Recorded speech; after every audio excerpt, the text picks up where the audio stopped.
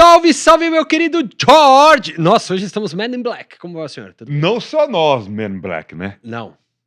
Vai, O continua. convidado também. Sim, senhor. Sim. Sim, por isso que eu falei nós. Você Eu só falei eu e você. não é porque as pessoas estão vendo comigo.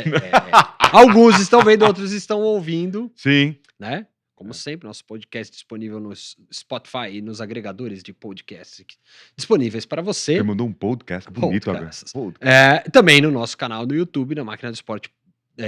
.com.br tem os links para o Maquinistas, que hoje tem o prazer de receber fisicamente ele, Eduardo Musa, presidente da Confederação Brasileira de Skate. Grande Duda, tudo bem? Tudo bem. Jorge, Eric, obrigado pelo convite, obrigado pelo espaço.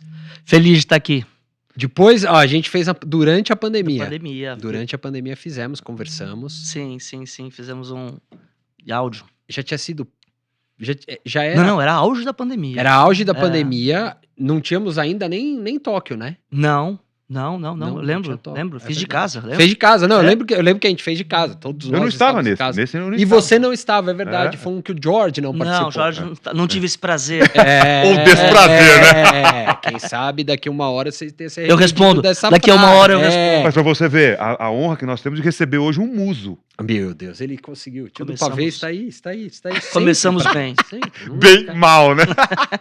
Mas é isso, Duda, encerrando o ciclo agora de presidente da Confederação, podemos dizer isso? Chegando ao fim? Sim, chegando ao fim. São, vou dar um pouquinho mais de 7 anos. Eu comecei como vice do Bob, né? Eu cheguei junto com o Bob Burnquist na Confederação, ele de presidente, eu de vice.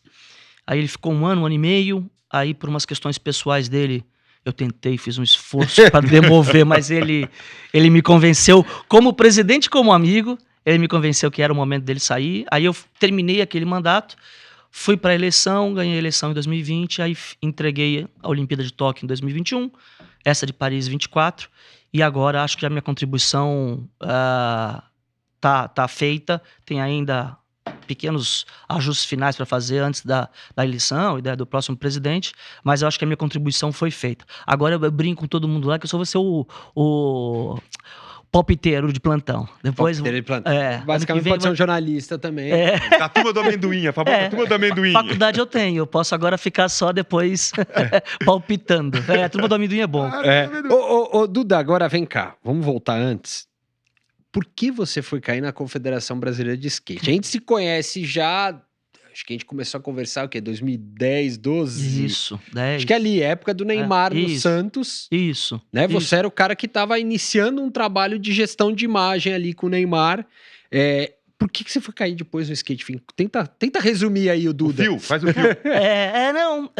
Dá para fazer um resumo legal. Eu voltei pro Brasil finalzinho de 15.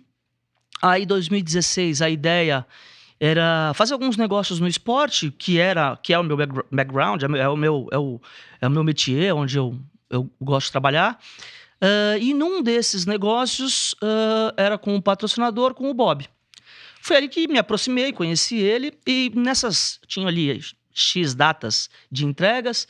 Numa dessas, eu fui ler um pouco mais para entender, porque confesso que não tinha menor conhecimento dessa questão, e tinha já uma discussão que... achei que ela tivesse morta naquele momento, ela ressuscitou. Até hoje a gente tem, que é a discussão da briga de patins e hóquei, e comentei com ele. Aí ele falou, eu já vi essa briga, confusão, não sei o que e tal. Se eu puder ajudar, ajudo de fora, mas eu não quero me meter. Eu falei, tudo bem, tá certo, né? E acabou. No próximo encontro com ele, eu li de novo, falei, cara, vocês vão perder isso aí, hein? Ele falou, não, eu sei, eu tô falando com alguns amigos, tô ajudando como eu posso. Passados uns dias, ele me liga. Duda, conversei com alguns amigos meus que querem que eu entre nessa batalha. Eu entro com uma condição, se você vier de vice. Eu falei, oi? Aí eu falei, cara, preciso de um tempo para pensar. Ele falou, tem uma condição, não tem remuneração, porque a confederação não tem 1 centavo, nós vamos no voluntariado. Aí eu falei, Bob... Só para o pessoal entender, desculpa, Musa, vou te quebrar aqui. Não, claro. Essa briga era a briga que a Confederação Brasileira de Patins e Hóquei e Patins... hóquei e patins. Hóquei e patins estava disputando para que o skate fosse colocado como um esporte dentro dessas confederações. Isso. Dessa confederação, na verdade. E a partir dali, a verba que você tem disponível pelo COB, né? E Sim. pelo fato do skate estar indo se tornar um esporte olímpico, fosse direcionada para a confederação de... Isso. Basicamente, claro que a questão da verba é importantíssima, mas principalmente a questão da gestão de uma modalidade olímpica e a Confederação Brasileira de Skate, naquela época eu não sabia, hoje eu sei, ela é muito além do olímpico e da questão. A questão cultural no skate é muito forte. Então, se você simplesmente achar que você vai cuidar da questão olímpica e tudo bem, você não vai, você não consegue. A questão social, por exemplo, que para muitas confederações é uma coisa acessória, quando dá, faz, quando dá. No skate é uma obrigação, por exemplo. Então, isso na época eu não sabia, mas era essa a briga. Mas principalmente não só no Brasil, porque a Federação Internacional, para facilitar o entendimento, a FIFA do skate, ela tinha sido recém-impossada, porque o skate ele virou olímpico em 16 aqui no Brasil, né, no congresso aqui no Brasil. 17, a Federação Internacional foi escolhida.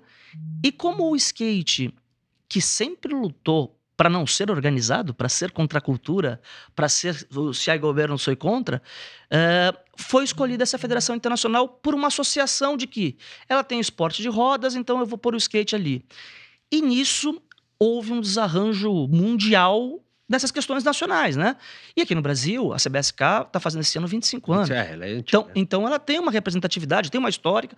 Alguns outros países não. As modalidades já se conviviam. Aqui não, institucionalmente. Então naquela época, a Federação Internacional pediu que o Comitê Olímpico Brasileiro se pronunciasse. Ele se pronunciou dizendo que seria a CBSK. Então, em 2017... a gente ficou filiado à Federação Internacional e, consequentemente, conseguiria participar do sistema olímpico. A CBHP continuou filiada à Federação Internacional, porém, o skate era uma disciplina da CBSK. Basicamente foi isso. E o Bob entrou como presidente e eu como vice, principalmente por ser um expoente, um lendário até então o maior nome do skate brasileiro. Então ele entrou meio que para ter essa representatividade mesmo, e aí ele ficou até meio de 19. Aí você entrou no skate. Aí foi aí que eu entrei no skate. Aquela coisa, meio Paralamas do Sucesso, entrei de gaiato no navio, né? Aquela coisa. Gaiato eu não posso dizer porque eu sabia, agora confesso que eu não sabia o tamanho e aonde eu estava, até onde eu iria. Porque a minha questão ali, muito clara no meu acordo com o Bob, era eu ia cuidar da gestão, que era um expertise meu, e cuidar da parte olímpica, da parte de competição. Esses eram as minhas funções acertadas. Como aquela coisa cresceu, o skate foi crescendo e o Bob, por essa questão perfeitamente entendível, teve que sair, aí eu acho que eu cantei essa música do Paralamas no meio de 2019. Aí eu cantei. E aí assim, né... Agora é engraçado, mas depois veio pandemia, aí depois veio uma série de fatores, eleição na própria confederação, porque na minha cabeça, profissionalmente, eu ficaria até final de 20, ajudaria o Bob, teria essa experiência, porque eu queria me provar como do outro lado da mesa, como dirigente, eu queria me provar, só que a Olimpíada foi adiada para 21. O meu mandato era até 2020. Eu tinha que escolher. Aí conversando com o grupo político ali, que apoiava a gente e tal, decidi sair como candidato, ganhei a eleição e aí ficarei até final de 24. E aí dentro que você acabou de comentar, né? No momento Paralamas, mas com toda essa trajetória que você viveu e ainda vive na confederação, o que você mais aprendeu sobre gestão na prática, no dia a dia? Que a gestão de pessoas é o mais importante no esporte, mas disparado. Você tem uma questão técnica de administração de uma confederação, o fato de ser a verba oriunda das loterias e uma série de regras infindáveis, que eu sou a favor de todas elas. Eu acho que tem que existir o controle, acho que tem que existir a prestação de contas, porque senão o nosso histórico recente no Brasil é muito ruim, né? De gestão no esporte em relação à verba, principalmente verba que vem de loteria. Mas a questão de você gerenciar expectativas e gerenciar egos e tamanhos no esporte, eu acho que essa é o maior desafio de um gestor. Porque você pode ir na matemática, nos números frios ali, tenho dinheiro para isso, não tenho dinheiro para isso, isso aqui faz assim, isso aqui, o imposto certo é isso. com boa assessoria, você faz. Agora, a questão de você administrar egos, e que falo egos, inclusive, no bom sentido, né? Não é só no sentido ruim, né? Mas crescimento. No esporte individual, eu tenho uma seleção brasileira hoje de skate, por exemplo, que eu tenho um dos maiores fenômenos mundiais, se não for o maior, que é a Raíssa, e tenho pessoas que precisam do dinheiro da confederação para poder viajar, senão não viajam, não competem. Então, administrar isso dentro do mesmo sistema, e uma confederação relativamente nova, novíssima no sistema olímpico, novíssima no sentido de estrutura, eu acho que esse foi o meu maior aprendizado. Errei, acertei, mas acho que esse foi o meu maior aprendizado. É aquilo, né? Você tem hoje, você tem o Pelé do esporte ali e ao mesmo tempo você vai ter outros que estão tentando chegar no espaço, né? Sim, se a gente for analisar, a gente criou uma regra específica, não foi só para ela, não foi só para a Raíssa, mas para ela e mais para 3 meninas que naquela época faziam parte da seleção, porque, por exemplo, uma das características e uma das regras da verba de leg nelo piva, da LAP, você não pode, sob hipótese alguma, sob justificativa alguma, não interessa o motivo, colocar verba para menores de 14 anos. A Raíssa, quando chegou na seleção, tinha 11. Tinha a Virgínia, tinha a Isadora, tinha me surgiu o nome, tá faltando uma. Já vou lembrar. Bom, eram 4 meninas que tinham menos de 14 anos e a gente não tinha o que fazer. A gente tinha que fomentar. Só que uma confederação pequena. A minha verba, 95% vinha de lá. Os 5% a gente criou um formato, porque não era só a menina, né? Nessa idade, tem que ir pai, tem que ir mãe. E, de novo, a Leg Nelo Piva proíbe você de pagar passagem para acompanhante. E que tá certo, eu não tô reclamando. Só que eram desafios que tinha que fazer. Então, assim, esse sistema funcionou muito. Hoje, óbvio que a Raíssa não precisa da confederação. Tá muito bem. Fizeram um trabalho comercial muito bem feito.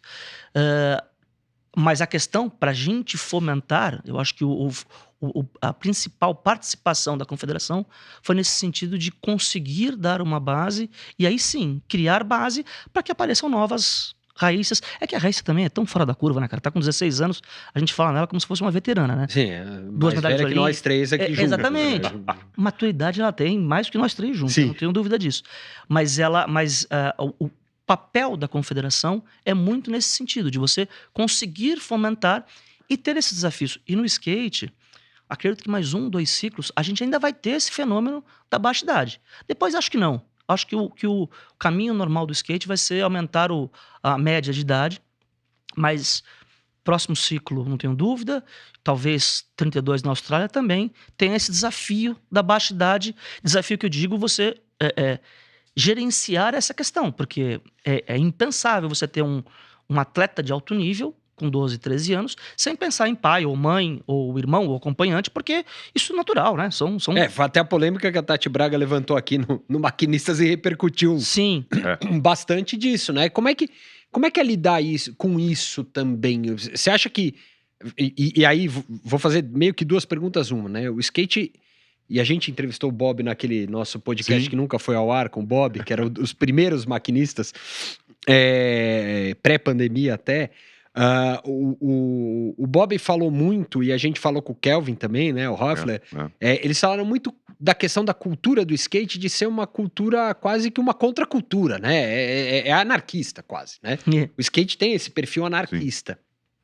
E aí a gente vai vendo, a partir do instante que começa a vir uma história olímpica junto, que o esporte vai entrar meio que numa regra. Ele vai ter que se enquadrar mais, não que não tenha as regras, óbvio que tem, mas o skate vai ter que se enquadrar muito num esporte de competição de alto rendimento, que é muito pouco anarquista. Né? Pelo contrário, né? A gente tem um esporte, às vezes, até regra demais, né? Muita rigidez e controle. Entrar dentro do sistema. Como é que é esse ajuste? Né? Talvez venha uma regra de falar, não, menor de tantos anos não podem competir aqui. Você acha que a gente vai entrar talvez num ponto desses? Assim? Esse assunto foi conversado antes de Tóquio, porque claramente no feminino Porque a gente não pode negar uma coisa, falo, porque é uma situação, é um fato, o skate ele sempre foi um esporte muito machista, do ponto de vista de que o pai deixava o menino ir pra rua andar sozinho de skate, mas nunca deixava a menina numa pista de skate. Hoje, com tudo que aconteceu, e principalmente o efeito raiz aqui no Brasil, a gente tem na categoria de base muito mais menina do que menino, inclusive. Então isso vai acontecer um dia que vai igualar. Mas de forma prática hoje, já está acontecendo esse entrosamento entre... Não é entrosamento, vai, esse Ajuste, vai, equilíbrio. esse ajuste entre o que é lifestyle, o que é cultura e o que é competição. E não tem jeito. Se a gente parar pra pensar, o skate ele não tem a cultura do clube. Ele não tem a cultura da federação. A federação até um pouco mais. No Brasil, a gente tem mais essa cultura. Nos outros países não existe. Não existe. No Brasil ainda tem, mas nos outros países não existe.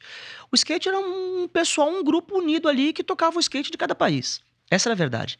Aqui no Brasil, não, a SBSK já tem 25 anos, tem as federações filiadas e tal, porque é uma cultura até do nosso país mesmo. Mas, de forma prática, o skate está vivendo hoje um choque que é o seguinte. Historicamente, as equipes de skate eram equipes de marcas.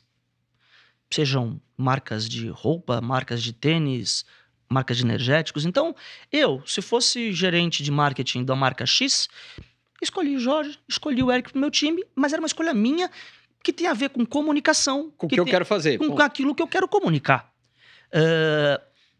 E faz sentido pro skate até hoje. E tem um campo gigante para você explorar nesse sentido. Só que abriu-se um outro campo que é o competitivo. Que não importa se eu me visto bem, se eu não me visto mal, se eu falo bem, se eu falo mal, me importa o desempenho. Então, eu acho que o skateboard mundial está começando a entender, e são dois caminhos que, na visão lá atrás, muita gente tinha medo de um matar o outro. E tá claro para mim hoje que um não vai matar o outro. Eles vão viver paralelamente e vão viver. Porque tem gente que prefere, se identifica mais com a questão da cultura do lifestyle, e tem gente que prefere, que se identifica mais com a questão da competição. Só que aí, eu tô falando isso porque antes as escolhas não eram objetivas. Elas eram subjetivas. Quando você passa a ter um ranking, quando você passa a ter regras para entrar, como eu tô e o fulano não tá, ou vice-versa, como eu não tô e o fulano não tá. Então, isso o mundo do skate está começando a entender. E eu acredito que esse próximo ciclo já vai ser muito mais tranquilo nesse ponto para quem for fazer a gestão.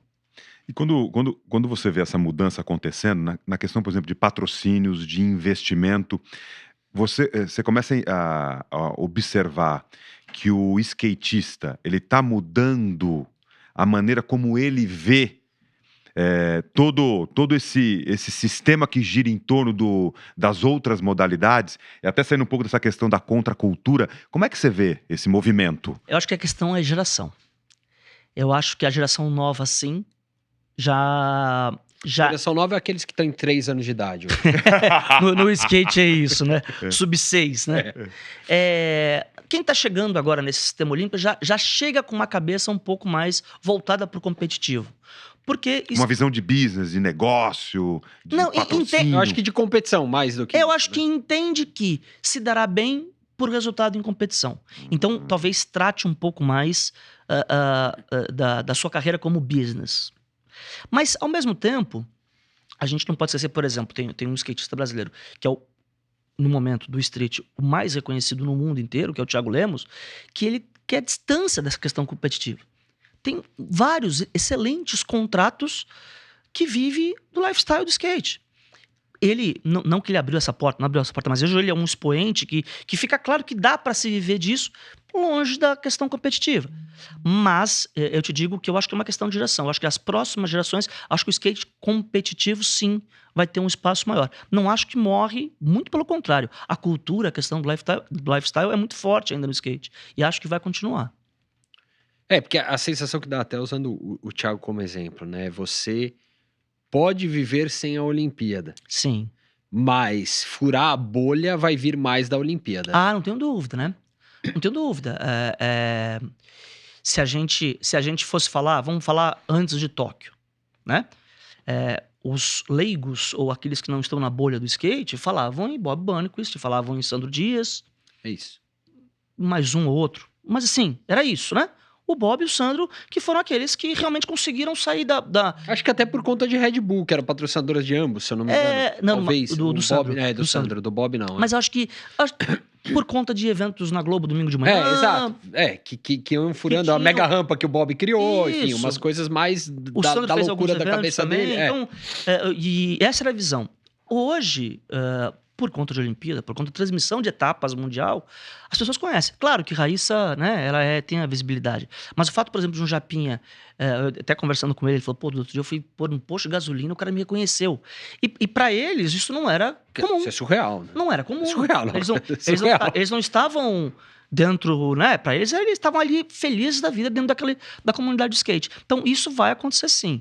Acho que a Olimpíada é quem vai sair da bolha.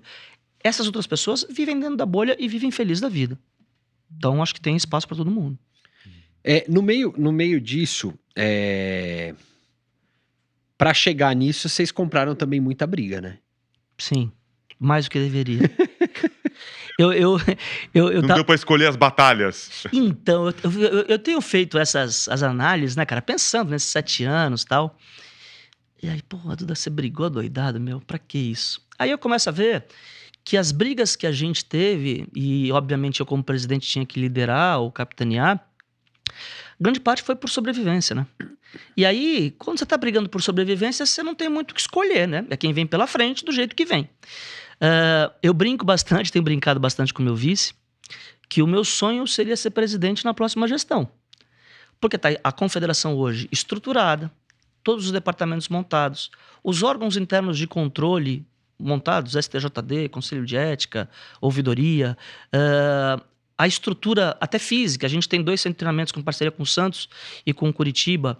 Também, em breve, aí, o de Campinas sai do papel também. Então, a gente vai ter uma estrutura legal.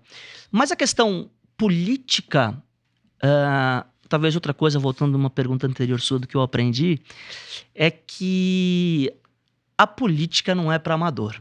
Não é a política, seja ela em qual sentido, eu estou falando especificamente do esporte, que é o meu expertise. Eu demandei, sem dúvida nenhuma, nos meus últimos 2 anos agora, 85% do meu tempo falando de política, advogado e questões relacionadas à representatividade da confederação do que efetivamente mesmo competição, estrutura. E olha que a gente teve um baita de um avanço, só que a gente realmente não teve paz nos últimos 2 anos, não. E aí, em cima disso, por exemplo, olhando um planejamento estratégico, ele fica complicado, né? Quando você pensa assim... Sim, a gente no início do ano não sabia se era a gente que ia fazer a gestão da Olimpíada de Paris. A gente teve que ganhar na justiça para ir para Paris, né? Então, assim, inclusive, deve sair em breve aí o resultado final daquela briga. Mas e que a gente está absolutamente tranquilo e com a segurança que a gente ganha essa briga. Mas isso atrapalhou demais. Acho que, inclusive, influenciou no resultado. Pô, mas imagina, você acha que a Raíssa estava pensando isso na hora? Claro que não. O Japinha estava pensando, Pedro, não, na hora não. Mas eu acho que a preparação poderia ser melhor, poderia ser mais tranquila, poderia ser melhor para os skatistas. Acho que as entidades envolvidas não prestaram muito atenção nesse assunto. E te digo, resultado maravilhoso de Paris. Mas poderia ser melhor, e eu entendo que se a gente tivesse mais tranquilidade um ano e pouco, o resultado do skate seria melhor. Como é que você enxerga essa preparação nos outros países? A gente conversava antes aqui, né? Falava da China, falava do Japão. O skate, até por ser uma novidade, vamos dizer assim, olímpica, a gente tinha lá sempre meio concentrado aqui Estados Unidos, e hoje a gente começou a ter mais diversidade, australiana aparecendo com potencial para a próxima Olimpíada. Aí você fala, pô, Brisbane tá chegando em 2032, enfim... como é que você vê esse cenário de crescimento do skate pelo mundo, Duda? De forma muito prática, eu sei que a maioria dos skatistas não gosta quando eu falo isso, mas muitos países perceberam que uma medalha no skate provavelmente pode ser mais barata que uma medalha em outro esporte. Então já existe um investimento de vários países que não tem tanta cultura no skate para que isso se torne realidade. Um dado... que eu tenho certeza que isso não vai acontecer em Los Angeles, mas em Tóquio em Paris, foram os mesmos 6 países que ganharam medalha. Não teve alteração de país em relação à medalha. Teve alteração de número, né? A gente ganhou 3 em Tóquio, ganhamos 2 aqui. A Austrália ganhou 1, em Tóquio ganhou 2 agora. Então teve esse tipo, mas Austrália, Japão, Grã-Bretanha, Estados Unidos. Austrália, Japão, Grã-Bretanha, Estados Unidos. Brasil. China. E... China não pegou Não, medalha. China não pegou medalha. É, Vou te falar qual. Bom, já volto aqui, eu já lembro. São 6 países que ganharam nas duas. Eu tenho certeza absoluta que em Los Angeles a gente vai ter um número bem maior de países. Vai ser uma coisa mais dividida isso. Porque, por exemplo, países como China criaram e estão fazendo um volume de investimento no skate de uma forma pouco vista. Aliás, que eu não tenho notícia de alguém ter feito. Japão já faz um trabalho nesse sentido. Brasil e Estados Unidos, eu acho que continuam sendo o país da matéria-prima, dos skatistas que nascem isso. Aqueles que têm um apoio maior de patrocinadores, seja nos Estados Unidos ou seja no Brasil, continuarão tendo seu destaque, mas acho que vai mudar um pouco a mentalidade nessa questão do skate olímpico. E o Brasil precisa discutir esse assunto e mudar também, na minha visão, para que o Brasil não perca o status de potência no skate. Acho que isso vai passar por uma discussão, porque a gente teve, por exemplo, o final do Mundial agora recente, na final feminina, era a Raíssa com 7 japonesas. Isso não é sem querer. são 5 mesmo. Tá? São 5 só? São Eu falei 6? São 5 Japão, países? Austrália, Brasil, Estados Unidos e Grã-Bretanha. Boa. Então, tinha esse número 6 na cabeça. Mas na final do Mundial, eram 7 japonesas e a Raíssa. Isso não é coincidência, não é sem querer, não é sorte da competição, porque isso já vem acontecendo há um tempo. Então, os países precisam olhar com mais cuidado essa preparação para que surjam novos nomes. E vai acontecer. Nesse Mundial, recentemente, teve medalha da Dinamarca, teve medalha da Noruega. Coisas que não estão acostumados. O mercado do skate não está acostumado. E isso, eu não tenho dúvida nenhuma que isso é o sinal do skate olímpico. Né? Os investimentos nesses países estão aparecendo e vai dividir cada vez mais. E o Brasil precisa se preparar isso. Então, e a partir, pegando o que você acabou de falar, o Brasil precisa se preparar. O Brasil está se preparando para isso? Eu acho que o Brasil tem uma baita oportunidade. Eu como eu já brinquei aqui, eu tenho certeza que, se o meu vice-presidente for eleito, assim espero, ele vai poder fazer esse trabalho muito bem feito, porque também vai ser a primeira vez que a gente vai ter um ciclo de 4 anos. O skate nunca teve um ciclo de 4 anos. A gente entrou em 2018, era para competir 20, competiu 21. Depois, por conta dessa, a Federação Internacional não fez evento até 22, a gente teve, na verdade, um ciclo de 2 anos e pouco. E aí, com essas milhões de brigas políticas que atrapalhou. Então, eu entendo que a gente vai ter uma oportunidade real de manter o Brasil como superpotência, trabalhando os 4 anos. Né? Trabalhar mais jovens skatistas. E quando eu digo jovens no skate, a gente tem que pontuar... Novos skatistas. Novos skatistas é melhor, porque jovens todos são.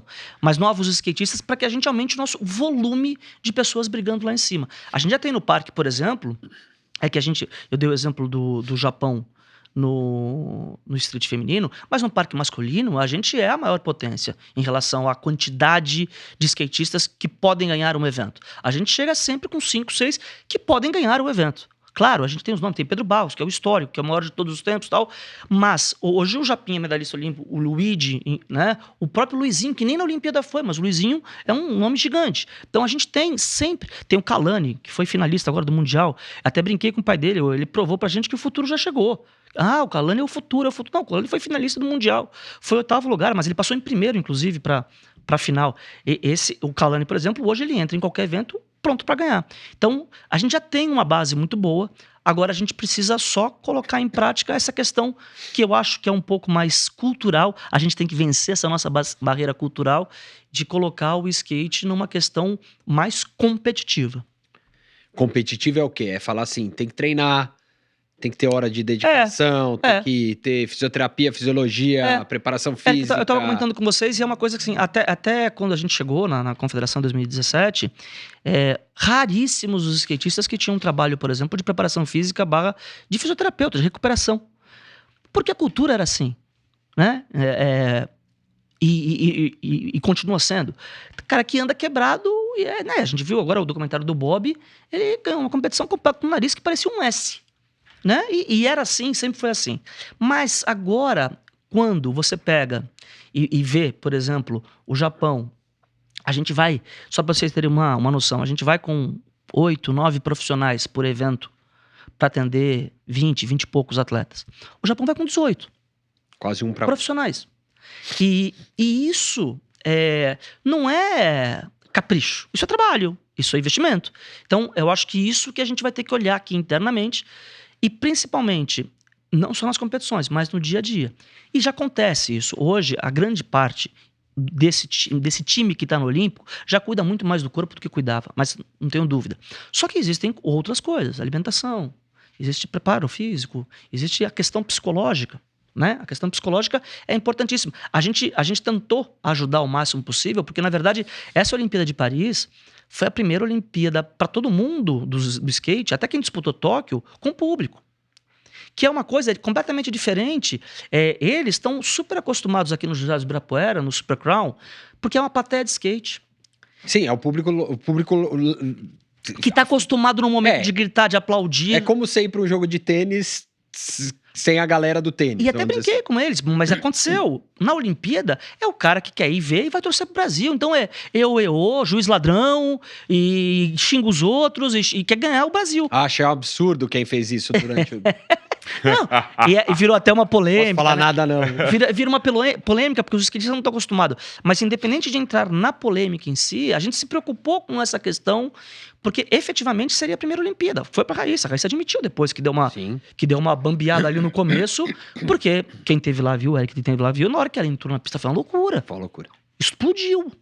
Quem era brasileiro, quem não era, explodiu. Então, esse tipo de coisa, eu acho que o skate vai ter que começar a trabalhar mais. Então, a preparação que eu digo é mais essa mesmo. Não simplesmente o dom pelo dom.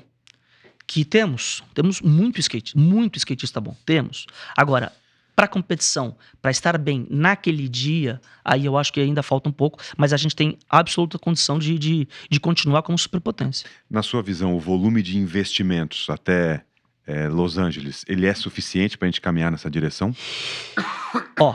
Vamos lá. A gente não saiu ainda o nosso orçamento para o ano que vem, mas dentro das métricas que o próprio COB coloca como metas para atingir, a gente manteve todas.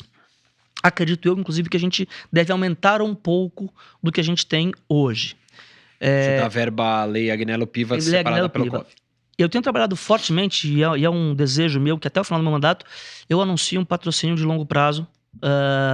Tenho conversado com duas empresas, uma um pouco mais frio, mas duas empresas de forma mais atuante, falando justamente isso, de um projeto longo prazo. Então, contratos longos, para que a gente consiga dar uma estrutura a longo prazo e trabalhar tanto a seleção principal quanto a seleção júnior. Lembrando que seleção júnior só o Brasil tem, em nenhum lugar do mundo tem, só a gente faz esse trabalho. Porque aí eu entendo que com esse acréscimo desse patrocínio, aí eu acho que a gente está pronto para manter e aumentar ainda a nosso protagonismo no mundo do skate. O Brasil é, sim, uma potência. Hoje não é mais a superpotência, antes era só Brasil e Estados Unidos, não é. O Japão hoje é o país a ser batido, mas muito mais por planejamento, investimento japonês, esforço. Né? O japonês entrou lá e falou, vamos organizar essa bagaça aqui. Exato. Fazer funcionar. E Brasil, Estados Unidos e alguns outros países ainda tem o talento, né? Mas a gente tem essa possibilidade, até porque, falo isso e não só por mim, porque eu cheguei na confederação em 2018, 2017, finalzinho. A CBSK, a Confederação Brasileira de Skate, é, de longe, a confederação mais respeitada no mundo do skate. Por estrutura, por organização. A cultura, diferença do Japão, do Brasil, isso não tem jeito. Do americano, não tem jeito, né? Por exemplo, o americano, ele basicamente, ele se prepara ali via verba de patrocínio. Então, eles têm algumas facilidades administrativas diferentes da nossa. Que eu tenho algumas amarras. Não estou reclamando delas porque eu acho que é isso mesmo. Não, é a tua realidade local para fazer negócio. Exato. E acho que a gente está bem servido. É que eu não quero parecer que eu estou reclamando porque não estou. O Japão é o contrário. Ele põe todo mundo no ginásio lá de 9 às 12, de 14 às 18. É isso. Se eu fizer isso aqui no Brasil, eu não fico 2 dias como presidente da Confederação Brasileira de Skate. Questão cultural. Mas, ao mesmo tempo, o próprio staff dos skatistas já está começando a perceber essa diferença. Essa questão, né? De novo, com a final da Mundial com um brasileiro e 7 japoneses, não é sem querer, não é coincidência, não é destino. É trabalho, é planejamento. E acho que isso a gente tem que aprender. E tem uma coisa, eu acho que o cenário, você contando, eu lembro muito de conversar lá atrás com o Brunoro, né? José Carlos Brunoro, que foi um dos ícones ali da mudança do vôlei brasileiro de Sim. patamar, e o Brunoro sempre falava, ele falava, olha... E futebol também, né? Também, mas... É que ele é... O do vôlei, pra mim, se assemelha muito, porque quando ele chega ele ainda era atleta, né? E quando o Nussmann chega no vôlei, ele fala assim, tá, o que tá acontecendo aqui? Vamos ver onde tá o problema. E aí eles olham e falam assim, bom, por que a gente não consegue, né? O Brasil perdia pro Peru, pra Argentina, né? No vôlei e tal. E era aquilo. E nada contra, né? O Bernardinho, toda essa geração de atletas que tinham, na verdade, eram estudantes que à noite achavam um tempo para treinar 1 hora por semana e ia para as competições, porque era o que a gente tinha no vôlei, não tinha mais que isso, né? Sim. E aí eles perceberam o seguinte, pô, a gente tem que treinar. Aí o Nussmann conseguiu ir mudar a lei, né? Aí voltando para a realidade, Sim. e começa a ter os clubes empresas. Então vem o Atlântico Boa Vista lá no Rio, Bradesco, Sadia, Pirelli, Banespa, enfim. Por que cria-se isso? Que na verdade era para pagar o salário dos atletas, para eles poderem virar atletas. Exato. E aí o Brasil começa a treinar. E aí é o que eles falam. Isso aí começou em 81, quando teve aquele famoso Mundialito aqui. E aí vem, quando eles fazem essa guinada, que é interessante, o que ele fala... A gente em 2 anos vira vice-campeão olímpico. É isso. Que é um pouco, eu acho que é o Japão. O cara falou, Sim. pô, a gente virou a chave aqui rapidinho, começou a treinar atleta, que é uma coisa que o skate não fazia. Exato. O Brasil e os Estados Unidos não treinam. O cara não vai ficar lá sentado num ginásio, monta lá o circuito, monta aqui os coisas, senta ali e fica treinando 10 horas por semana. Eu Tá acho louco. que a gente conseguiu... Eu vou pro meio da rua, né? É. Eu vou pro meio da rua, virar lá. Eu acho que, fazendo uma análise técnica de 2018 para hoje, quando eu cheguei e de onde a gente está, a gente já faz um trabalho misto. Porque é sintomático ali, a gente tem esse acompanhamento, que a gente tem uma equipe multidisciplinar, médico, fisioterapeuta, técnicos, preparadores físicos, psicólogo. E aí a gente vai vendo ali, o que acontece é o seguinte, o skatista fulano de tal, ele usa a psicóloga, mas não usa o fisioterapeuta, porque prefere o dele, ou prefere não ter, não usa o técnico. E assim, e a gente já começou aqui, de 2018 era quase 0 os pontinhos. Hoje os pontinhos estão quase completos ali. De uma maneira geral, todo mundo usa alguma coisa. Porque é um início, e de novo, a forma como foi feita esses últimos 3 anos do circuito mundial, essas questões todas políticas, isso atrapalhou demais. E por isso que eu estou muito esperançoso nesse próximo ciclo. E eu acredito fortemente que o Brasil, a gente obedecendo ali o planejamento que a gente já tem feito e com essas ideias e com essas questões possíveis de se fazer, né? São coisas possíveis, aquilo que, né? Como você diz aí o exemplo do Brasil do nada para vice-campeão olímpico, não é sem querer, né? Óbvio que não é sem querer. Não dá para parecer ninguém um vice-campeão olímpico sem querer. A bola não entra por acaso. Não, você Ou não não pode. cai no chão. Você pode não não cai conhecer, no chão. você pode não saber, mas tem alguém trabalhando para isso. E acho que isso, a gente tem. Eu brinco, né? Eu tava falando que eu adoraria ser o próximo presidente, porque o trabalho que eu tive que fazer lá e fiz orgulhoso e muito feliz é um trabalho de fundação. Fundação não aparece. É sujo, é chato, ninguém quer fazer, mas toda obra precisa da fundação. Eu acho que agora o próximo presidente vai poder decorar bonitinho, comprar móveis novos e decorar essa casa. Então, eu acho que é muito nisso. E a gente está pronto. Eu acho que a gente tendo um patrocinador a mais, mantendo a verba que a gente tem hoje via LAP, eu acho que o Brasil é fortíssimo candidato para 2028. Fortíssimo. Mas e dentro disso, a comunidade do skate aqui no Brasil, ela participa da confederação ativamente? E entende esse processo, ou pelo menos aparentemente começa a compreender tudo isso que você tem comentado? Pro lado bom e pro lado ruim. O que é bom? A participação. Só que eu brinquei bastante. Ser presidente da Confederação Brasileira de Skate sem ser um skatista me fortaleceu o casco, porque o que eu apanhei, amigo, não foi brincadeira. Ainda mais apanhar tomando skateada nas costas, né? Mas eu acho que tem uma vantagem. É muita novidade para todo mundo envolvido ali. De novo, né? O Bob, que foi o primeiro presidente dessa era agora, olímpica, ele nunca usufruiu de nenhuma estrutura institucional do skate antes. Então, o próprio presidente, porque antes ele era a carreira dele, ele cuidava com os patrocinadores dele e cuidava dos projetos dele. Eu sempre falava, era quase um MEI ali, é um empreendedor individual ali. Ele não, era um meio, só que não existia esse termo, mas era. É. Ele tinha que se virar, né? Os outros também, não só. No caso do Bob era um mega empreendedor individual, podia ser MEI. Você pode colocar, ele era um mês, né? Mega empreendedor individual do skate. Isso. mês. Eu não poderia, desculpa. Você piorou. Eu já tinha usado o mega, você conseguiu piorar, vai. Mas as assembleias da confederação são eventos agitados, eu posso dizer assim. São eventos agitados. O skatista gosta de participar, né? Assim, de questionar. assim, não só participar, de questionar. Eu descobri recentemente, a gente fez uma mudança gigante no nosso estatuto, e eu achava que isso era no Brasil, que a gente é a única confederação olímpica brasileira que, na votação na Assembleia, todas as assembleias, tá? A eletiva ou a prestação de contas, qualquer assembleia que tenha da CBSK, 51% de votos é dos skatistas. Os skatistas eleitos, óbvio, né? São aqueles de todas as modalidades que a gente engloba, não só as olímpicas. Então, são 7 modalidades, mais o para skate, eles têm uma representatividade de 51% de votos contra 49% das entidades filiadas. Só que uma questão importante, as entidades filiadas, elas são quase todas presididas por skatistas também. Claro que tem uma experiência maior na questão institucional, porque estão ali há muito tempo, trabalhando e tal, mas de forma prática, então... e aí depois eu descobri agora recentemente que a gente é a única no mundo. A gente é a única confederação que administra esporte olímpico no mundo. Que dá mais, todos os esportes. Mais peso ao atleta. E aí eu tô falando de todos os esportes, tá? Não só skate. Que os atletas unidos, eles decidem se sim ou se não.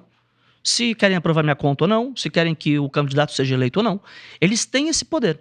E isso dá a eles uma voz, uma participação. É claro que eles ainda estão acostumados, porque liga um deles que não é da comissão, querendo me matar. E eu falo, amigo, leve para sua comissão. Leve para quem foi eleito, seja da sua modalidade ou seja o outro. Então, isso ainda a gente está engatinhando, mas a estrutura está pronta, que eu estava falando da fundação. Ela está pronta.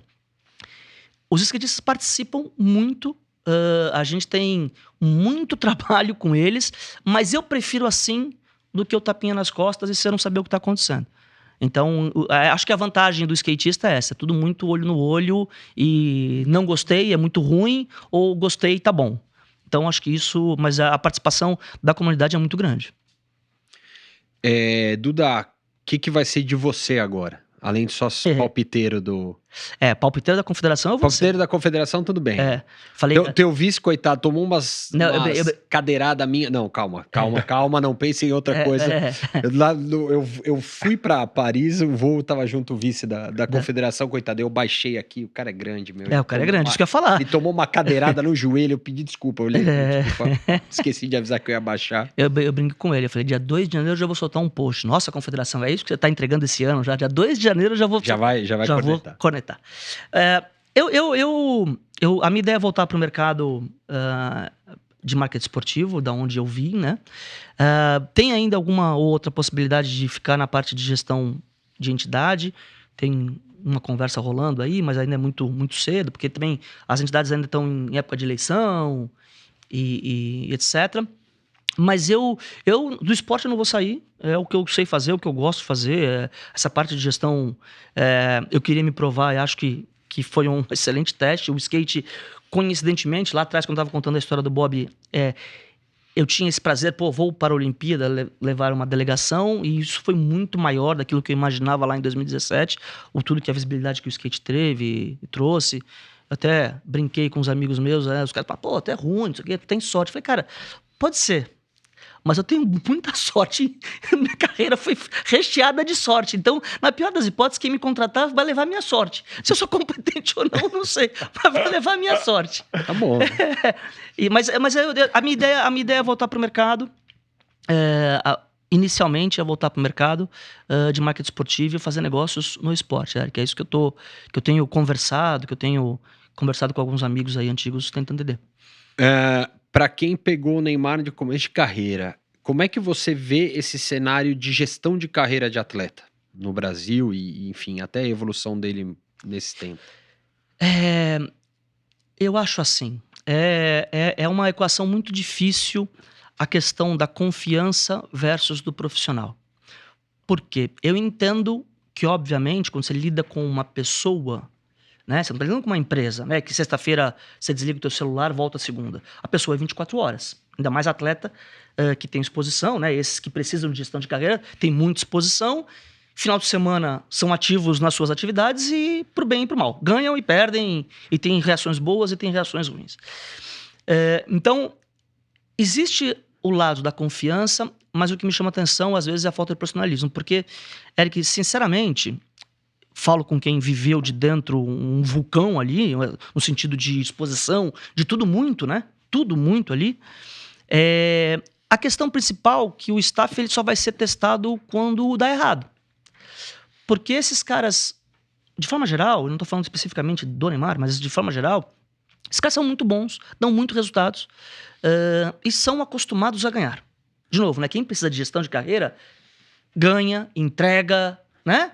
Se dedica, chegou ali, não chegou sem querer, não acredito nisso. Muita gente fala, pô, não é possível. Não, chegou ali, não é sem querer. Eu sempre brinco, ninguém é melhor do mundo por acaso. Não né? dá, é impossível. Não dá, é inviável. Quem vive o esporte entende que é impossível isso.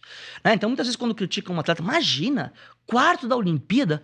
Cara, quarto da Olimpíada, esse cara tem que ter uma estátua na cidade dele. Em parar a cidade quando esse cara chegar.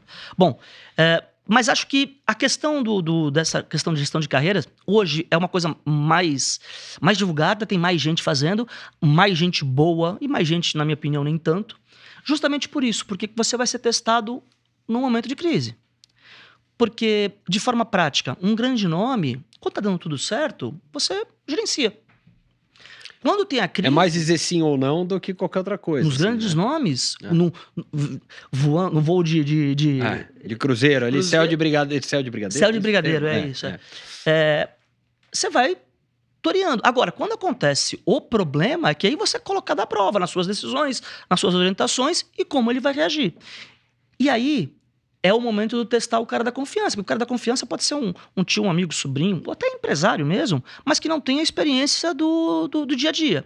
Aí é que a gente vê a reação. Então, eu acho que é um mercado que cresceu muito. Eu vejo várias pessoas fazendo muito bons trabalhos, inclusive algumas pessoas que já vieram aqui.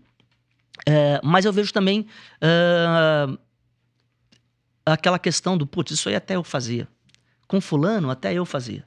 E não é assim. Depois que você senta na cadeira e você tem realmente ali um manche na mão para levantar o avião e depois ter a obrigação de pousar,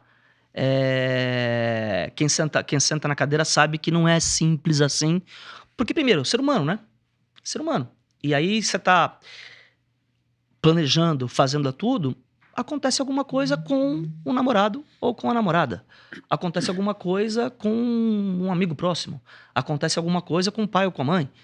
E isso não adianta dizer que não influencia. O cara é ser humano. Vai entrar no Camp Nou com 300 mil pessoas? Sim. É a profissão dele, ele faz isso. Né? Só que ele é um ser humano. Ele teve um problema ontem à noite que ninguém sabe.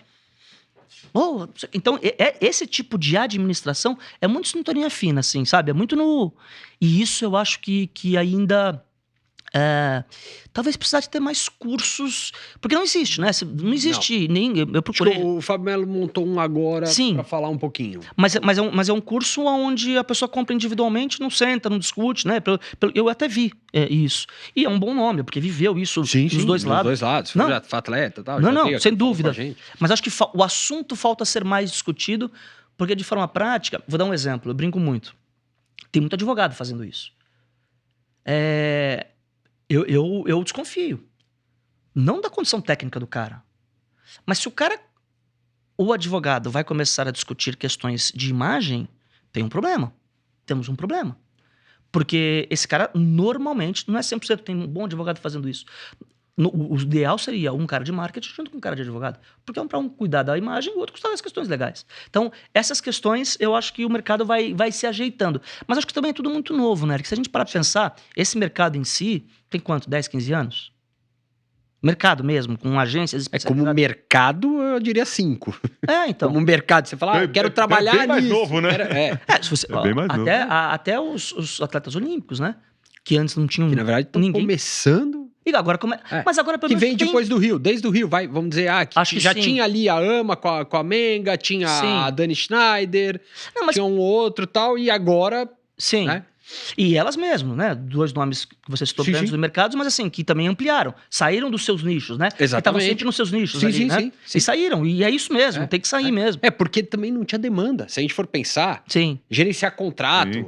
né, o atleta, tinha. principalmente o olímpico, até o Rio 2016, coitado, Exato. era um sobrevivente, era um survivor ali, não era mais do que Tenho isso. conversado com muita gente que eu acho que é uma oportunidade comercial agora, o mercado olímpico. Aquilo que a gente estava falando ali um pouquinho antes, é claro que Tóquio não é um parâmetro muito bom por conta da pandemia, não podia público, as marcas também ainda não sabiam como lidar com tudo isso, mas eu acho que Paris ficou muito claro que tem espaço para todo mundo, né, cara? Sim. Tem espaço para todo mundo e muita gente, muitas modalidades propensas a criarem ídolos, né? Uma coisa que a gente não tinha, né? A gente tá comemorando o Feliz da Vida, um cara da marcha atlética. Eu fico feliz da vida Sim. quando um Caio aparece. Porque é um esporte que, se a gente for para pensar, há pouquíssimo tempo atrás, nem sabiam que existiam. Agora, tem um cara, um olímpico, um cara que é reverenciado, um cara que tá na mídia, um cara que tem patrocínios. Eu acho isso lindo. É isso, um trabalhaço da Casé TV, né? Vale Sim. sempre Sim, dizer isso. Sim. Sem O dúvida. pessoal sabe que eu sou crítico a muitas coisas, mas o que eles fizeram na Olimpíada para divulgar as arrobas, né? Eu brinquei uma vez numa entrevista que eu falei que o maior legado olímpico foi isso. Sim, é sem dúvida. Essa questão deles Porque divulgarem ele as cria a roupas. cauda longa. Sim. Ele cria o pós-Olimpíada, né? Vai para frente. É muito. Assim, isso eu vi também no Mundial de Futsal. Eles também fizeram de novo. Enfim, Sim. é uma ideia que até então o nosso grande atleta de redes sociais era o Paulo André BBB, né? Sim. Que ele tinha rede social por conta do Big Brother. Aqui Alves também, que foi no Big Brother e tal. Tirando os futebol, sim. Não, tirando, o Medina, que é um outro ícone, a Raíssa, que é outro ícone, e a Rebeca, que agora é outra, mas...